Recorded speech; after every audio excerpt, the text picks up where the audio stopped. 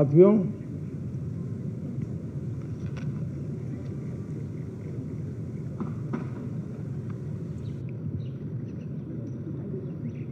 शीतकालीन सत्र है और माहौल भी शीत ही रहेगा।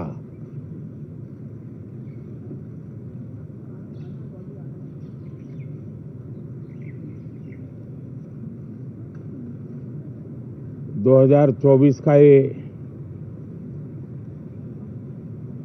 अंतिम कालखंड चल रहा है।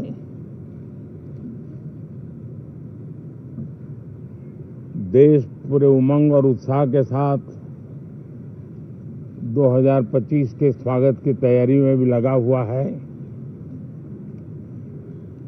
साथियों, संसद का ये सत्र अनेक प्रकार से विशेष है और सबसे बड़ी बात है, हमारे संविधान के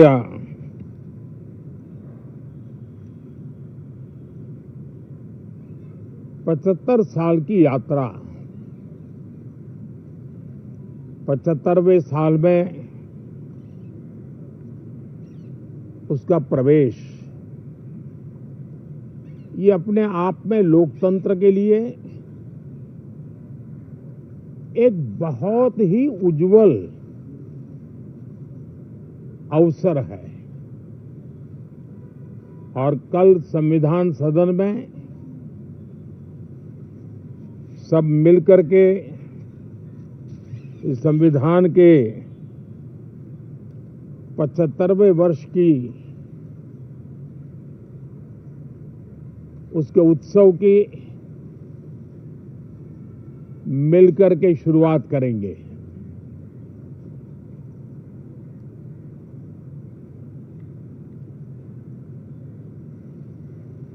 संविधान निर्माताओं ने संविधान निर्माण करते समय एक एक बिंदु पर बहुत विस्तार से बहस की है और तब जाकर के ऐसा उत्तम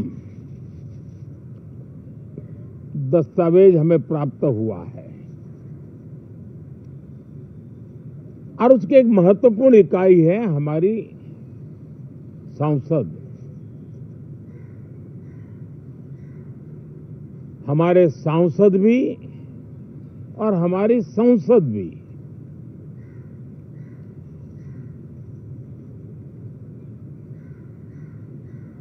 पार्लियामेंट में स्वस्थ चर्चा हो, ज्यादा से ज्यादा लोग चर्चा में अपना योगदान दें। दुर्भाग्य से कुछ लोगों ने अपने राजनीतिक स्वार्थ के लिए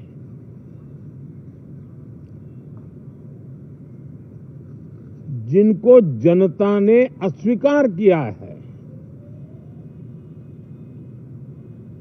वे संसद को भी मुट्ठी भर लोगों के हुड़दंगबाजी से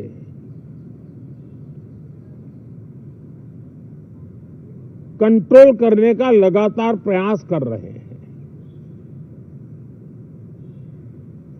उनका अपना मकसद तो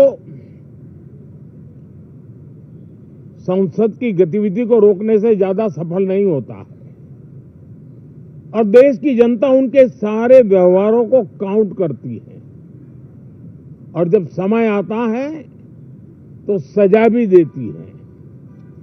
लेकिन सबसे ज्यादा पीड़ा की बात यह है कि जो नए सांसद होते हैं, नए विचार, नई ऊर्जा लेकर के आते हैं और ये किसी एक दल में नहीं, सभी दल में आते हैं। उनके अधिकारों को कुछ लोग दबोच देते हैं। सदन में बोलने का उनको अवसर तक नहीं मिलता है। लोकतांत्रिक परंपरा में हर पीढ़ी का काम है आने वाली पीढ़ियों को तैयार करे, लेकिन 80-80, 90-90 बार जनता ने जिनको लगातार नकार दिया है, वे न संसद में चर्चा होने देते हैं, न लोकतंत्र की भावना का सम्मान करते हैं, न ही वह लोगों की आकांक्षाओं का कोई महत्व समझते हैं, उनका उसके प्रति कोई दायित्व है वो कोई समझ पाते हैं। और उसका परिणाम है वो जनता की उम्मीदों पर कभी भी खरे नहीं उतरते हैं और परिणाम स्वरूप जनता को बार बार उनको रिजेक्ट करना पड़ रहा है। साथियों, ये सदन लोकतंत्र की 2024 के पार्लियामेंट के चुनाव के बाद देश की जनता को अपने अपने राज्यों में कुछ स्थानों पर अपनी भावना, अपने विचार, अपनी अपेक्षाएं प्रकट करने का अवसर मिला है। उसमें भी 2024 के लोकसभा के चुनाव के नतीजों को और अधिक ताकत दी गई है राज्यों के द्वारा, और अधिक बल प्रदान किया गया है, और अधिक समर्थन का व्याप बढ़ा है। और लोकतंत्र की यह शर्त है कि हम जनता जनार्दन की भावनाओं का आदर करें, उनकी आशा अपेक्षाओं पर खरा उतरने के लिए दिन रात मेहनत करें।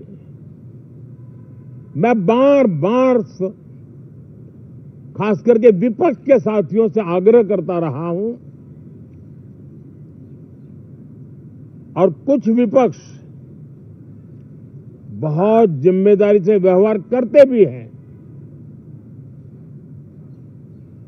उनकी भी इच्छा रहती है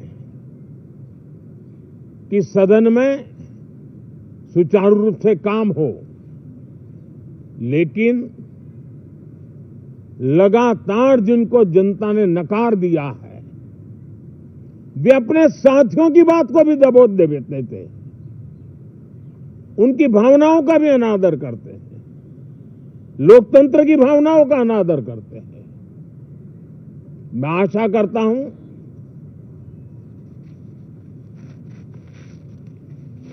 कि हमारे नए साथियों को अवसर मिले। सभी दल में नए साथी हैं, उनके पास नए विचार हैं, भारत को आगे ले जाने के लिए नई नई कल्पनाएं हैं। और आज विश्व भारत की तरफ बहुत आशा भरी नजर से देख रहा है, तब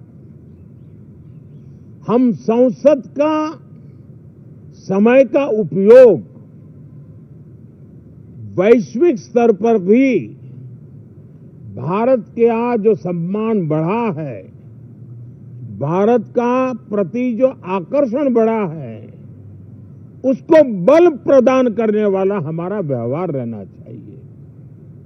विश्व के अंदर भारत को ऐसे अवसर बहुत कम मिलते हैं जो आज मिला है, और भारत की संसद से वो संदेश भी जाना चाहिए कि भारत के मतदाता उनका लोकतंत्र के प्रति समर्पण, उनका संविधान के प्रति समर्पण, उनका संसदीय कार्य पद्धति पर विश्वास, संसद में बैठे हुए हम सबको जनता जनार्दन की इन भावनाओं पर खरा उतरना ही पड़ेगा। और समय की मांग है, हम अब तक जितना समय गंवा चुके हैं उसका थोड़ा पश्चाताप करें और उसका परिमार्जन करने का उपाय यही है कि हम बहुत ही तंदुरुस्त तरीके से हर विषय के अनेक पहलुओं को संसद भवन में हम उजागर करें। आने वाली पीढ़ियां भी पढ़ेगी उसको, उसमें से प्रेरणा लेगी।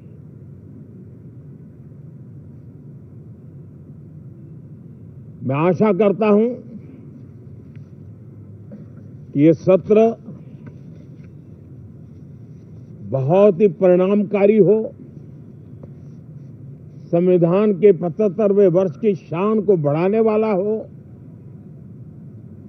भारत की वैश्विक गरिमा को बल देने वाला हो, नए सांसदों को अवसर देने वाला हो, नए विचारों का स्वागत करने वाला हो। इसी भावना के साथ मैं फिर एक बार सभी माननीय सांसदों को उमंग और उत्साह के साथ इस सत्र को आगे बढ़ाने के लिए निमंत्रित करता हूं, स्वागत करता हूं। आप सब साथियों का भी बहुत बहुत धन्यवाद। नमस्कार।